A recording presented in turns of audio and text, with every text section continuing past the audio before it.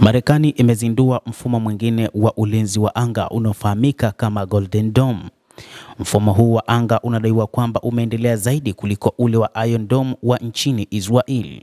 Hii ni kwa mujibu wa kauli iliyotolewa na rais wa Marekani Bwana Donald Trump, akisema kwamba hata wakati huu mfumo huo wa ulinzi wa makombora wa anga wa Golden Dome, na kwamba Marekani itasaidia mataifa mengi kwa ajili ya kujilinda ikiwa ni pamoja na Canada. Rais huyo wa Marekani alitangaza mfumo mpya wa ulinzi wa makombora wa Marekani wa Golden Dome siku ya Jumanne, akisema kuwa Marekani ilisaidia Israel na Iron Dome, lakini ina teknolojia ya hali ya juu zaidi kuliko ile ya Israel. Marekani imesema kwamba Canada ilionyesha nia ya kujiunga na mfumo wake wa ulinzi wa makombora wa Golden Dome, kwamba Marekani itaisaidia Canada na watafanya kazi na Canada kwa bei ya kupanga. Aliongeza katika ikulu ya White House, ambapo alisema ngao hiyo ya ulinzi ambayo itagharimu takribani dola bilioni 175 inapaswa kuanza kufanya kazi hadi mwisho wa muhula wake. Trump pia alibainisha kuwa kila kitu katika Golden Dome kitatengenezwa nchini Marekani.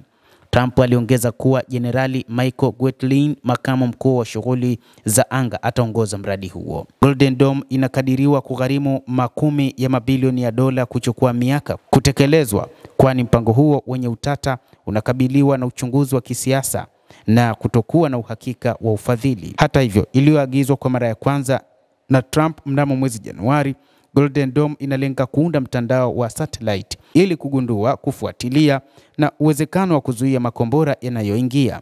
Ngao hiyo inaweza kupeleka mamia ya satellite kwa ajili ya kugundua na kufuatilia makombora pia. Kuna wasiwasi kutoka kwa wanademokrasia juu ya mchakato wa ununuzi, ambapo wabunge wa kidemokrasia wameelezea wasiwasi wao kuhusu mchakato wa ununuzi na ushiriki wa SpaceX ya mshirika wa Trump Elon Musk, ambayo imeibuka kama mstari wa mbele pamoja na Palantir na Anduril kuunda vipengele muhimu vya mfumo huo.